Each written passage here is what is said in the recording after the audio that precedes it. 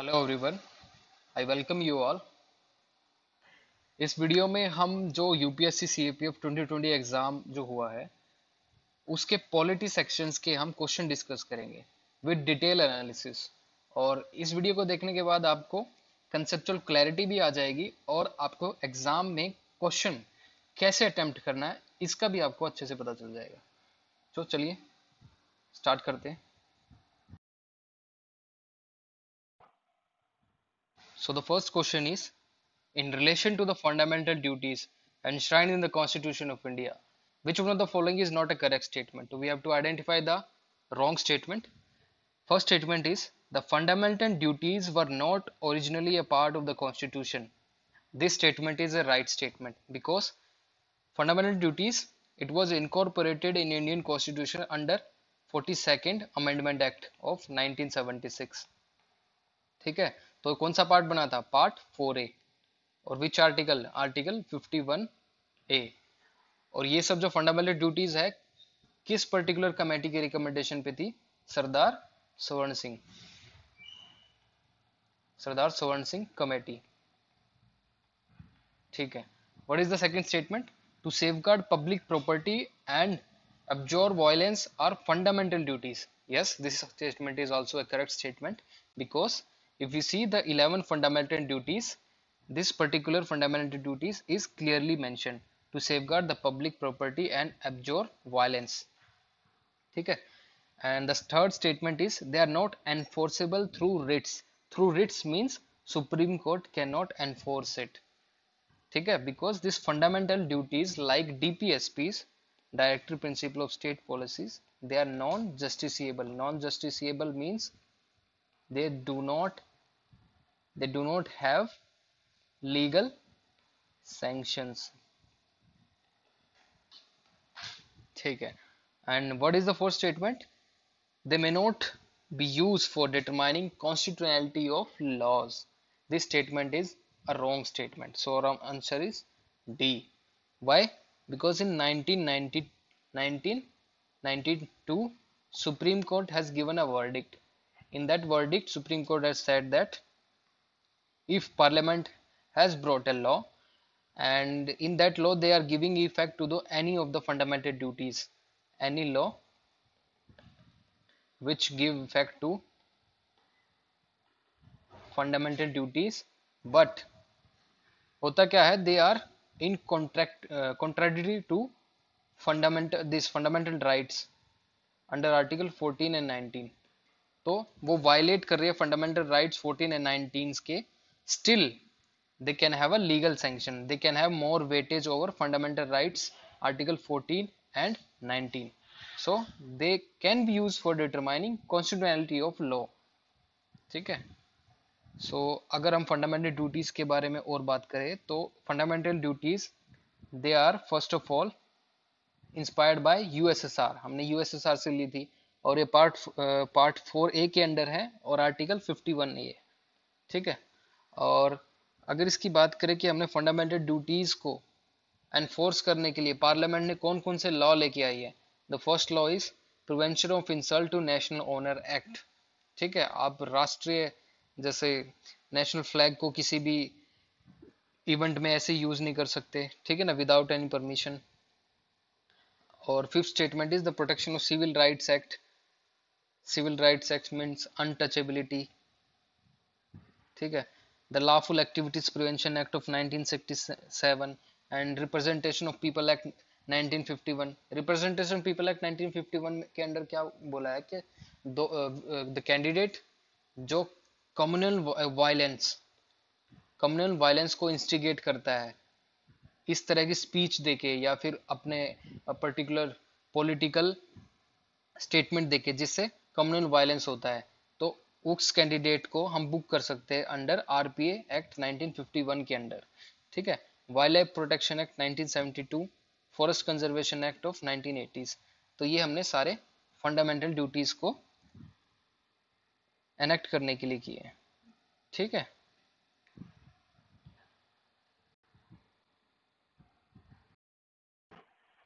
Next question is, the governor of a state may exercise discretionary power when सो ये जो question है particular, ये discretionary power of a governor के बारे में है.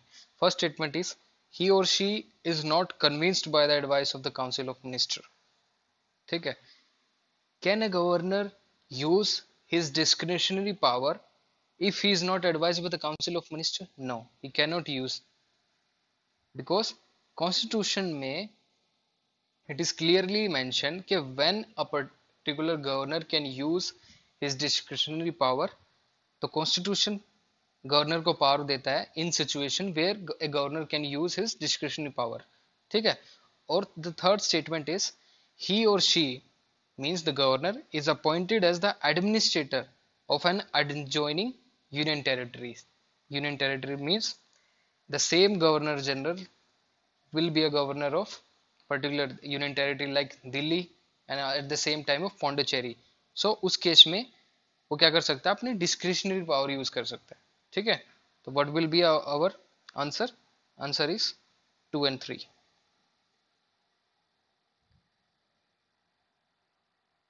देखो, ये गवर्नर के बारे में पूरा डिटेल दिया हुआ है पॉलिटी बाय लक्ष्मीकांत. इसमें क्लियरली मेंशन है कि the situation where he is required to act in his discretion with this without the aid of the advice of ministers, means in situation जहां पे उसको काउंसिल ऑफ मिनिस्टर्स की advice की जरूरत नहीं है. ठीक है. These are the particular situation A B and C, और these are the constitutional position of governor differ from the president. ठीक है. प्रेसिडेंट से कितना डिफर है. ठीक है. So moving to the next question.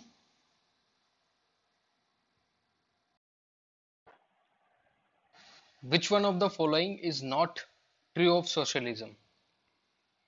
ठीक है. सोशलिज्म क्या है? सबसे पहले इट्स अ फिलोसफी.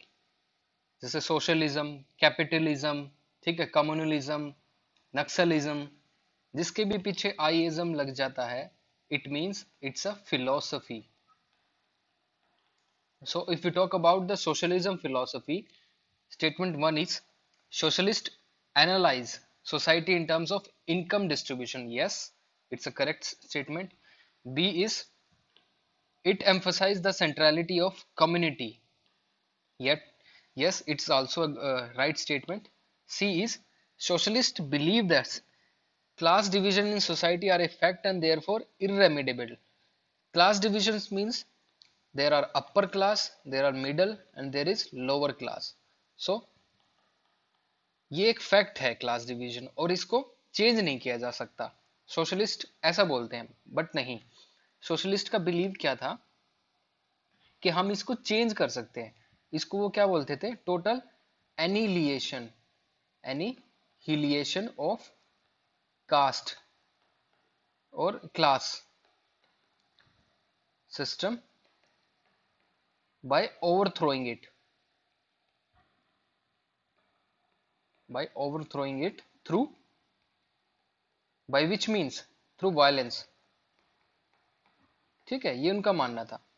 और D statement is it believes that material benefits should be distributed on the basis of need. Yes. तो जितने भी रिसोर्सेज हैं गवर्नमेंट में, गवर्नमेंट जो ऑन करती है गवर्नमेंट रिसोर्सेज, वो किस में डिस्ट्रीब्यूट होना चाहिए? जैसे जिसकी जितनी नीड है, नॉट टू द ग्रीड. तो गांधी ने भी बोला है कि earth has sufficient resources for everybody's need but not for anybody's greed. So what will be the right answer? Right answer is C.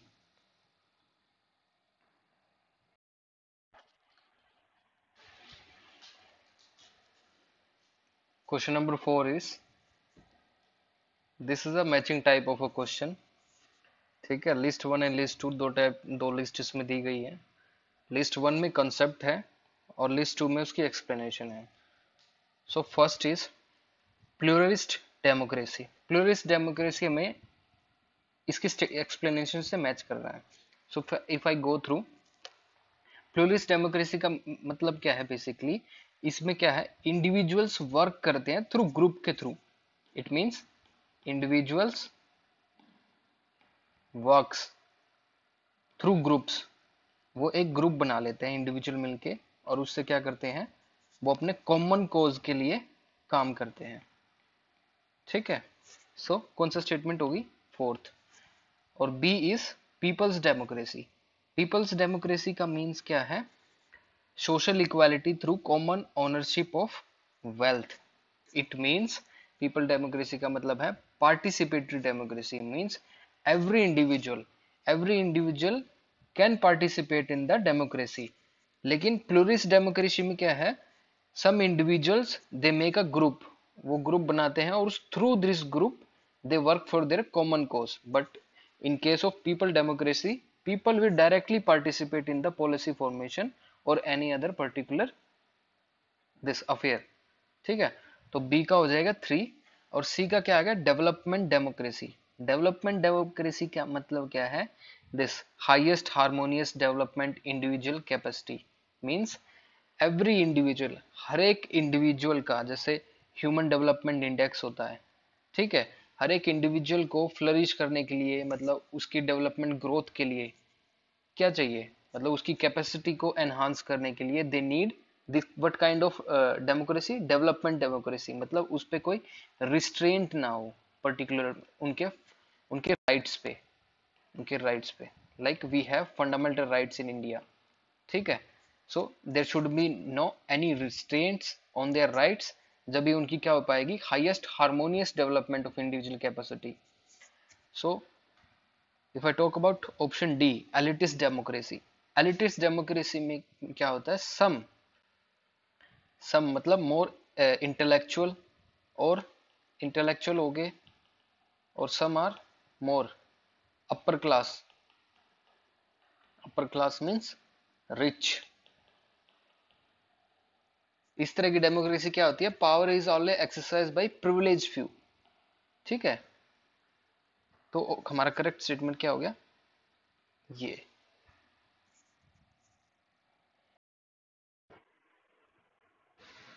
Next question is, which one of the following is not a correct feature of money bill? Option A is, it can be introduced only in the Lok Sabha.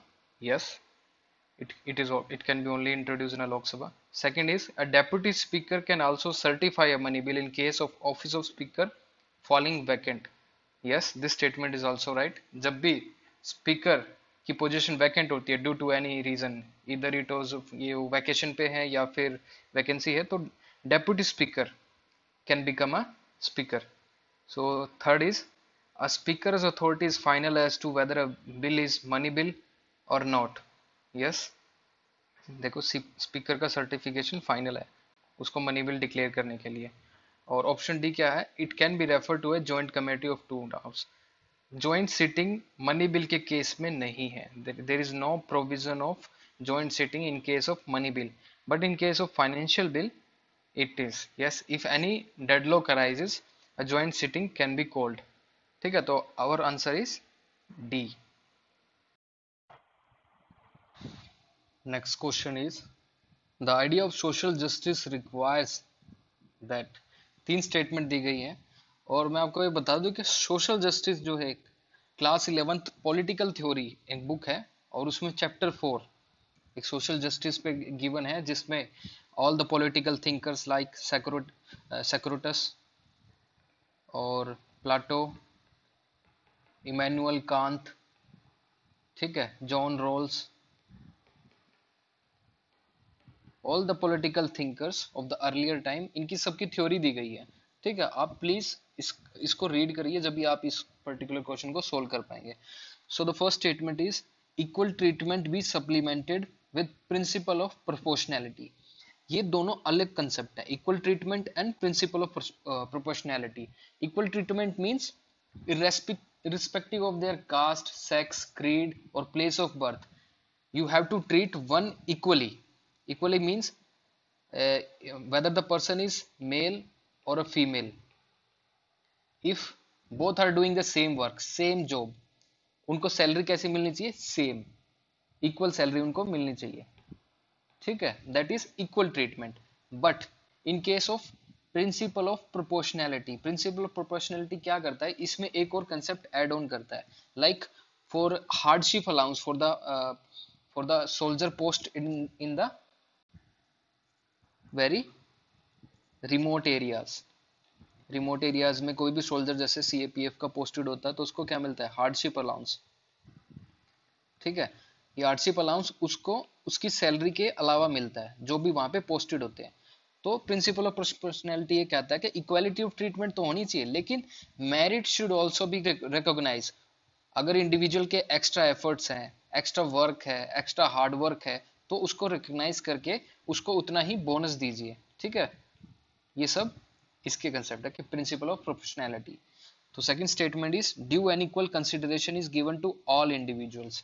Due and equal consideration means health facility सबको मिलनी चाहिए in a welfare state, health, education, ठीक है, employment opportunities, ठीक है, nutrition, food security to all individuals.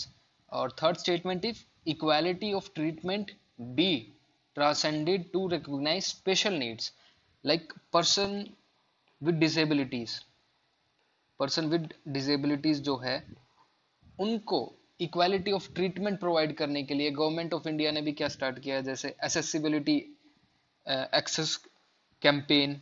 ठीक है, accessibility campaign मतलब all the government buildings will have ramp, ramp होंगे जिसपे वो इजिली स्लाइड करके वो चढ़ जाएंगे और उतर जाएंगे। ठीक है, और जैसे जितनी भी गवर्नमेंट वेबसाइट्स हैं उनको, जैसे जो ब्लाइंड पीपल हैं उनके लिए एक्सेसिबल करेंगे किसी भी तरह से। और एजुकेशन में टीचर्स को स्पेशल एजुकेटर होते हैं जो कि इन फिजिकली चैलेंज पर्सन को एजुकेशन प्रोवाइड कराते हैं। So what will be our right answer? Right answer is all three, option A. Question number 8 is which of the following statement about the Attorney General of India is not correct? सभी statement not correct पूछे हैं अभी तक last since 8 question. Option 1 is the person must be qualified to be appointed as a judge of a Supreme Court. Yes, it's a right statement. यहाँ पे mentioned है qualified to be appointed as a judge of Supreme Court. B statement is he or she enjoys right of audience only in the Supreme Court and High Court in India. That statement is a wrong. C is he or she hold office during the pleasure of the president. Yes. इसमें third fourth point में है the term of the office is not fix, he hold office during the pleasure of the government. और option D is he or she receive remuneration as determined by the president. Last one is remuneration of the attorney general is not fixed by the constitution, he received such remuneration as the president may determine. So our answer is B.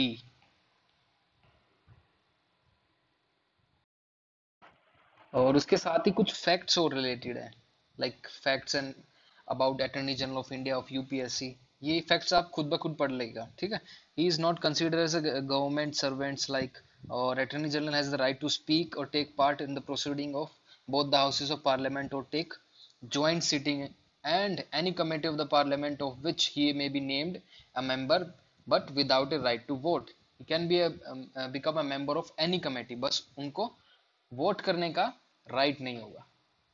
चलिए moving to the next slide. Question number 9 is which of the following is are correct in relation to the panchayat. ठीक है, पंचायत के ऊपर correct पूछा है, क्या है?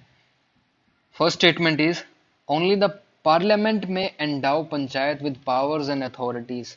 No, only parliament has enacted a law under 73rd Constitutional Amendment Act of 1992 in which Parliament has mentioned 29 subjects.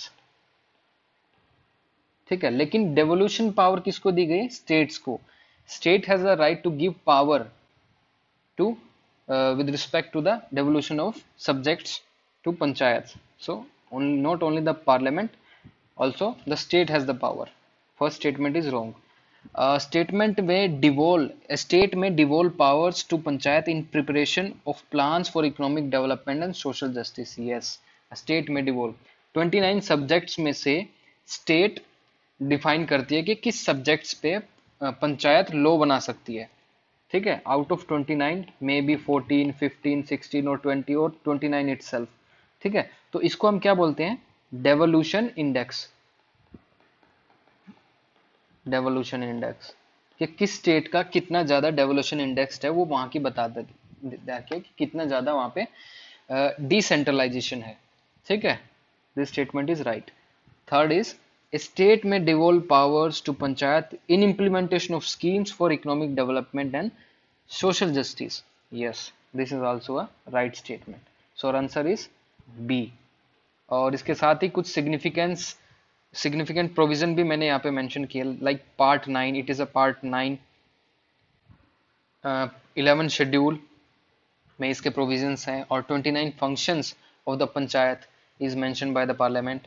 और अगर आर्टिकल की बात करूँ तो it is article 243 to 243 O तक हैं। और this act has given a practical shape to article 40 of the constitution. ठीक है, आर्टिकल 40 ऑफ डीपीएसपी। और एवोल्यूशन ऑफ पंचायती राज की बात करूँ तो सबसे पहले किस मेजर कमेटी ने उसकी रिकमेंडेशन की थी? बलवंत राय मेहता कमेटी 1957 में आई थी, और Ashok Mehta committee 1977, GV K Rao committee 1985, L M Singhvi committee. तो यहाँ पे पढ़ लेना। Question number 10 is, in relation to the power of Union Government of India, which one of the following statement is not correct? You have to find out correct. First statement is, the Government of India may undertake legislative functions of a territory outside of India by agreement with the government of that territory. Yes, this statement is right. It is under Article 260, clearly mentioned under Article 260, the Government of India may, by agreement with the government of any territory not being part of territory of India, undertake any executive, legislative और judicial. Question में पूछा है सिर्फ legislative, लेकिन executive भी हो या फिर जुडिशियल फंक्शन भी हो वेस्टेड इन द गवर्नमेंट, वो गवर्नमेंट ऑफ इंडिया उस पर लॉ बना सकती है किसी दूसरे देश के टेरिटरी पे। ठीक है, and what is the B statement? The union government may not entrust a state government with the functions over matter where executive power of the union extends। ये स्टेटमेंट गलत है। ठीक है, क्योंकि अगर आप Laxmikanth, polity by Laxmikanth, page number 14.5 इसको open करेंगे तो आपको वहां पे डायरेक्टली मिलेगा म्यूचुअल डेलीगेशन ऑफ फंक्शंस। इसमें क्या है, जो स्टेट और सेंटर दोनों जिस पे किसी भी पर्टिकुलर सब्जेक्ट पे जो लॉ बनाते हैं उसकी इंप्लीमेंटेशन वो आपस में एक्सचेंज कर सकते हैं। ठीक है, under article 258 president may with the consent of the state government, state government की कंसेंट लेनी पड़ेगी, और entrust to the government any of the executive function of the centre. ठीक है, सेंटर का कोई भी एग्जीक्यूटिव फंक्शन जैसे नेशनल रूरल हेल्थ मिशन, ठीक है, एनआरएचएम, ये एक सेंटर की स्कीम है लेकिन इसका इम्प्लीमेंटेशन स्टेट को दिया गया है। ठीक है, और दूसरी स्टेटमेंट ऑप्शन डी देखो एक बार, the governor may with the consent of government of India entrust his officer with the function on matter which falls within the executive power of the state। Same thing state भी कर सकती है। ठीक है, with the help of the governor, अगर governor अपना executive, ठीक है, स्टेट के एग्जीक्यूटिव फंक्शन सेंटर को देना चाहे तो वो भी पॉसिबल है। ठीक है, और सी स्टेटमेंट क्या है, the union government made direct state for the construction and maintenance of means of communication of military importance. ठीक है, ये भी स्टेटमेंट क्या है जो ठीक है। ये देखिए, centre's direction to the states, किन किन सब्जेक्ट्स में जो सेंटर स्टेट्स को डायरेक्ट कर सकती है। First is maintenance of means of communication, second is protection of railway within the states, और third is adequate facility for the instruction in the mother tongue. ठीक है, तो our answer is B. B is not a right statement, the union government में entrust state government, note नहीं आएगा। ठीक है, question number 11 is, as per provision of the constitution of India which one of the following is correct? First statement is, only parliament has the power to legislate over a subjects under the concurrent list।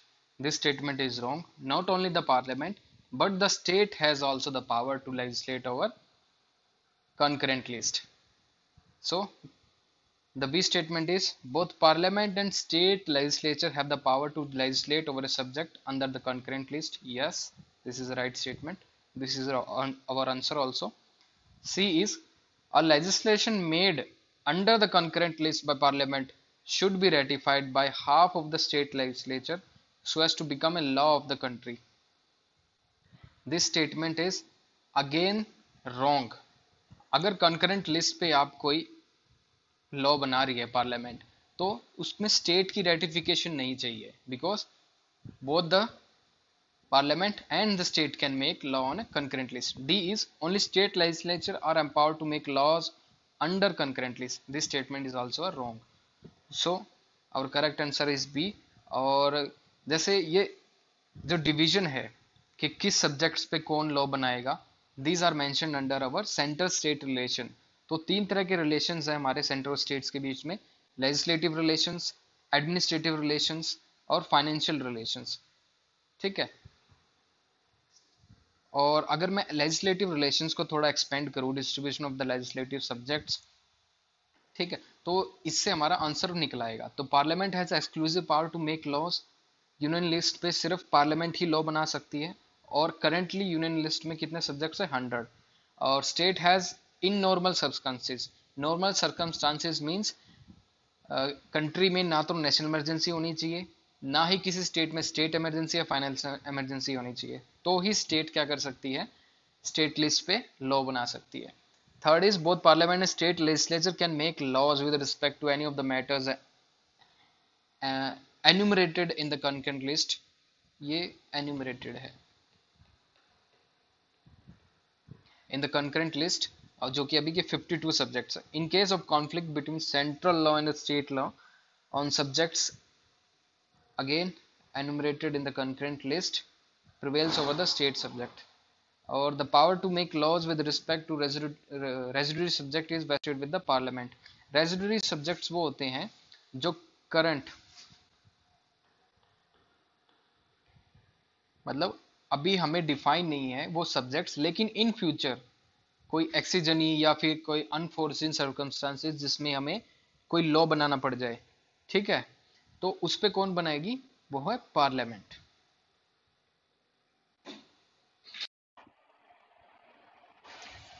Next question is which of the following statement regarding passing a law under the state list is are correct. ये last question से similar है, उसमें भी हमने legislative जो distribution हो रहा था सेंटर और स्टेट के बीच में उसके बारे में बात की थी. सेम उसी लाइन पे ये क्वेश्चन है. First statement is even in the sphere means state list exclusively reserved for the states.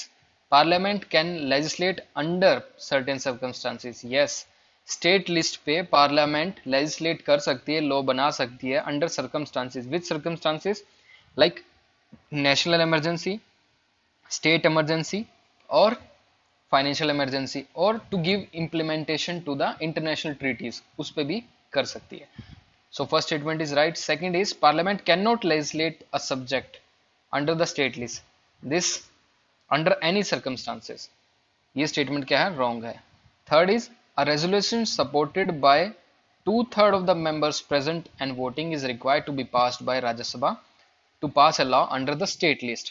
इसका मतलब क्या है? Under normal circumstances, ना कोई नेशनल इमरजेंसी है, ना कोई स्टेट, ना कोई फाइनेंशियल, ठीक है, जब भी सेंटर को क्या करना है?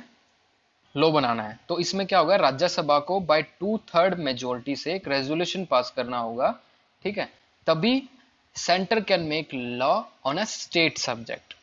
ठीक है, तो our answer is 1 and 3 is our answer. इसमें है नहीं, माफ करना, but 1 and 3 statement is correct.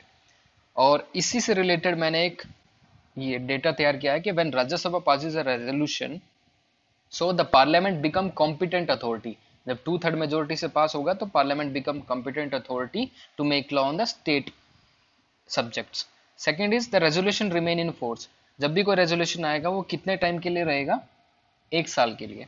ठीक है, और जब भी ये रेजोल्यूशन आएगा इसका मतलब ये नहीं है कि it constrain the power of the state legislator to make law on the subject. तो उस सब्जेक्ट पे स्टेट भी लॉ बना सकती है और सेंटर भी लॉ बना सकती है. ठीक है. Question number 13 is which of the following statement regarding promulgation of ordinance is are correct? First is President can promulgate ordinance which are of temporary duration. Yes, ordinance is a temporary, it's a temporary law for a temporary duration. ठीक है, because the president can only promulgate when both the houses or either of the houses is not in session. ठीक है, अगर दोनों houses session में है तो president ordinance लेके नहीं आ सकता. Second is an ordinance promulgated by the president has to be ratified by parliament within 6 weeks of its reassembly. Yes, this is also a correct statement. तो क्या होता है, the day president promulgate an ordinance उससे और 6 month तक of a reassembly, ठीक है, reassembly of parliament, 6 month plus 6 weeks after the reassembly. This is the maximum life of an ordinance. So both the statement are right. और ये साथ में कुछ डेटा है. Ordinance making power of the president, it comes under article 123 और he can promulgate ordinance when both the houses or either of the two houses are not in session. और जो parliament जो ऑर्डिनेंस मेकिंग पावर है, it's a co extensive power, means it is with the legislative power of the parliament. It is not a parallel power. ठीक है, co extensive power है. The maximum life on ordinance 6 months 6 weeks. It is not a discretionary power. First of all, it can only be used with the help and aid as advice of the council of ministers. और ordinance can be retrospective हो सकता है, back date में इसको implement कर सकते हैं. और a famous case DC Wadhwa case 1987, इसमें क्या था, जिसमें सुप्रीम कोर्ट ने कहा था कि ordinance it's an exceptional power of law making और through ordinance can not be use as a substitute for those legislative power of the state government. तो आप इसको अंडर एक्स्ट्रा, मतलब extra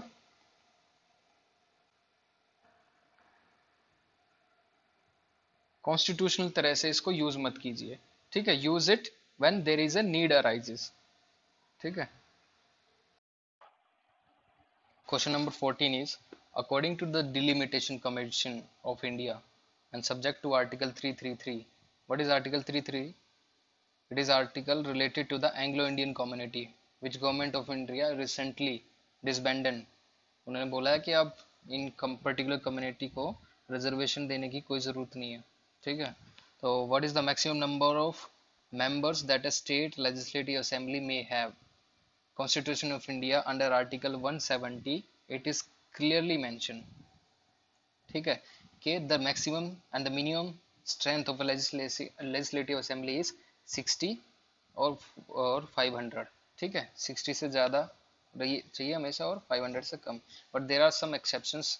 states like Goa, Sikkim, Mizoram and union territory of Pondicherry, इसमें 60 से भी कम है. सिक्किम में लगभग 40 हैं, गोवा में लगभग 30 है, मिजोरम में 40 हैं. तो इस तरह से आप चेक कर लीजिए.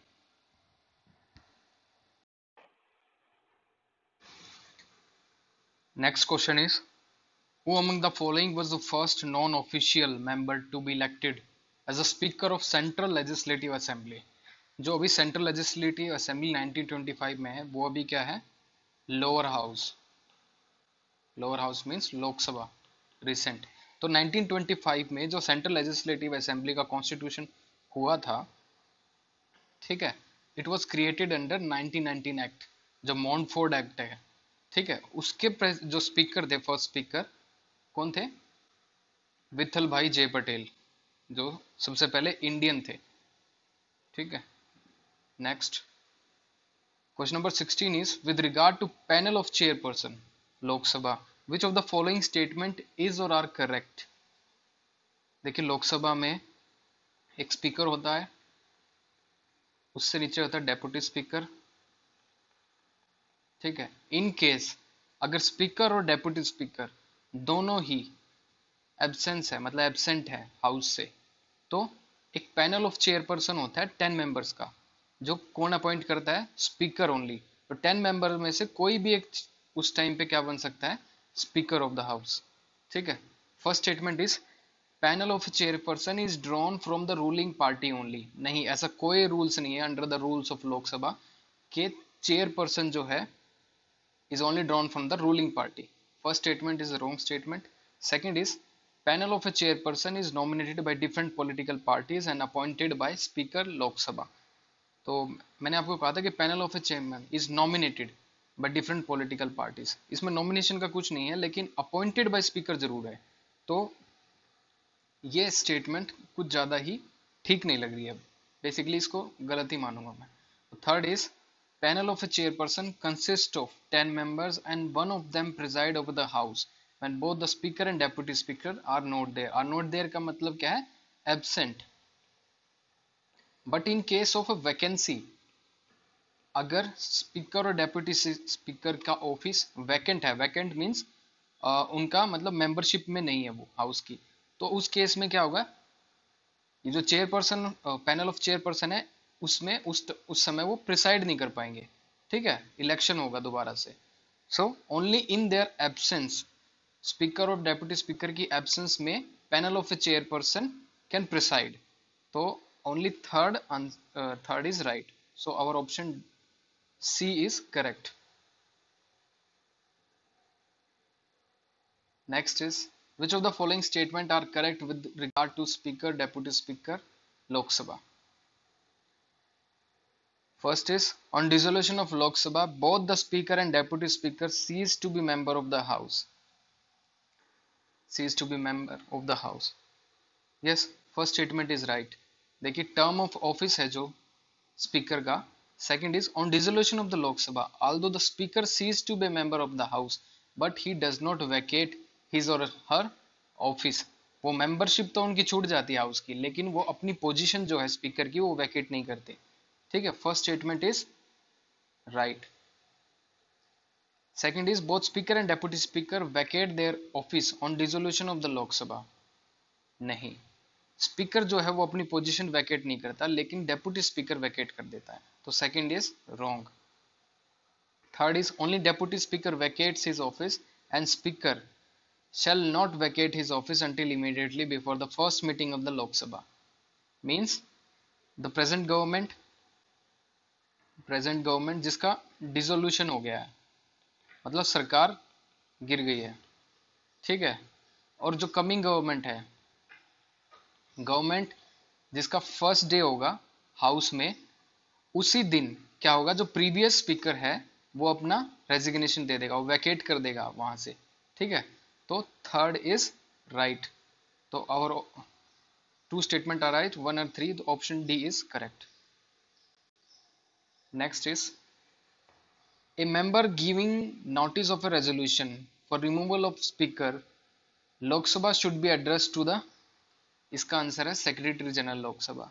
जब आप terms and rules and regulation of Lok Sabha पढ़ेंगे तो उसमें आपको ये मिल जाएगा कि सेक्रेटरी जनरल लोकसभा को एड्रेस करते हैं. ठीक है, for the removal of speaker, or it is also correct, this clearly mentioned under article 94 of the constitution. Next is, which one of the following statement regarding public account committee is correct? देखिए public account committee के बारे में थोड़ा सा समझिए. क्या होता है कि पार्लियामेंट्री कमेटी होती है, पार्लियामेंट्री कमेटीज. पार्लियामेंट्री कमेटीज का हम क्यों बनाते हैं? Basically to help the government in their working, और गवर्नमेंट के वर्किंग स्टाइल में एफिशिएंसी लाने के लिए. ठीक है, और to create a checks and balances in the system. So parliamentary committee दो टाइप की होती है. एक तो परमानेंट, जिसको हम बोलते हैं स्टैंडिंग.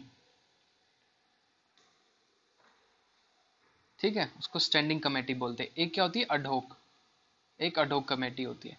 ठीक है, परमानेंट मतलब जो हमेशा रहती है, अडहोक मतलब for the task, for one particular task they are constituted. ठीक है, और दिस स्टैंडिंग कमेटी में भी बहुत सारी सब कमेटीज है, जैसे financial committees, departmental standing committee, committee to inquire, committee to scrutinise and control, lot of committees. तो मैं फाइनेंशियल कमेटी की आपके बात करूंगा कि first is public account committee, जो क्वेश्चन ने पूछा है. Second is committee estimate committee, और कमेटी ऑन पब्लिक अंडरटेकिंग. ठीक है, तो public account committee it consist of 15 members, yes, from Lok Sabha and 17 members from Rajya Sabha. So total कितना है, 22 members. First statement is right. It consist of 20 members from Lok Sabha and 10 members from Rajya Sabha. तो total 32 हो गए. ये नहीं हो सकता. B is wrong. The term of member of public account committee is 5 years. Not 5 years नहीं है, उसका 1 year का होता है. ठीक है. Finance minister is the chairperson of the public account committee. No. Finance minister क्या होता है? Minister can not be a chairperson. Chairperson तो छोड़ो, not even a member. Member भी नहीं हो सकता मिनिस्टर इस पर्टिकुलर कमेटी का. So this statement is also wrong. Our answer is A. तो मैंने पब्लिक अकाउंट कमेटी के बारे में आपको थोड़ा इन्फॉर्मेशन दी है. इट वॉज सेटअप इन 1921. जो गवर्नमेंट ऑफ इंडिया एक्ट 1919 था, मॉन्टफोर्ड एक्ट. 22 मेंबर होते हैं इसमें, elected by parliament. Parliament elect करती है हर साल मेंबर से. A minister can not be elected a member of the committee. और the chairman of the committee is appointed from its member by the speaker. Appoint करता है इसको. ठीक है. Next is, which of the following statement with regard to the speaker Lok Sabha is are correct? The election of the speaker of Lok Sabha is conducted by the election commission. No. Election जो speaker का है वो लोकसभा नहीं कराती है, वो Lok Sabha arrange कराते हैं, इलेक्शन कमीशन नहीं होता. ठीक है. Second is, the speaker on assuming his office is not required to make and subscribe oath or affirmation. Second is right. कि मतलब उसको अपने ऑफिस में आने के बाद उसको ओथ और अफर्मेशन नहीं करना पड़ता. और third is, the speaker does not exercise A casting vote in case of equality of vote. Third is wrong. Speaker only casting vote करता है. कास्टिंग मतलब इक्वालिटी ऑफ वोट्स के इवेंट में. देखो दो इवेंट है. अंडर नॉर्मल कंडीशन क्या होता है? स्पीकर फर्स्ट इंस्टेंस में वोट नहीं करता, लेकिन वो वोट करता है जब टाई होता है. ठीक है. लेकिन एक दूसरा केस है. दूसरे केस में क्या आता है? एक resolution for the removal of speaker. Speaker का रिमूवल का रेजोल्यूशन है, तो स्पीकर उस टाइम क्या नहीं कर सकता? एक तो प्रिसाइड नहीं कर सकता एज ए स्पीकर, और he can only speak and take part in the proceeding. But अगर टाई हो जाता है, ठीक है, कोई रेजोल्यूशन अगर टाई हो गया रेजोल्यूशन, तो जब वो वोट नहीं कर सकता. लेकिन before tie he can vote in the first instance. लेकिन वो वोट कर सकता है. So right answer is 2 only. Who was the president of the Constituent Assembly? Doctor Rajendra Prasad. देखिए मैंने टाइमलाइन दिया for the formation of the constitution of India. नवंबर 1946 को कॉन्स्टिट्यूशन असेंबली का फॉर्मेशन हुआ था, और इनकी फर्स्ट मीटिंग कब थी? 9 दिसंबर 1946 को. इसमें फर्स्ट ऑफ ऑल किसको अपॉइंट किया गया था एज ए टेम्परेरी चेयरपर्सन? सच्चिदानंद सिन्हा. उसके बाद 11 दिसंबर को 2 दिन बाद दोबारा एक इसका सेशन लिया गया था, और इस टाइम डॉक्टर राजेंद्र प्रसाद को अपॉइंट किया गया था. ठीक है. So these are all the questions of the polity of CAPF 2020 exam. Hope you have understood it well, और आगे भी हम ऐसी कोई सीरीज लेके आते रहेंगे. Thank you.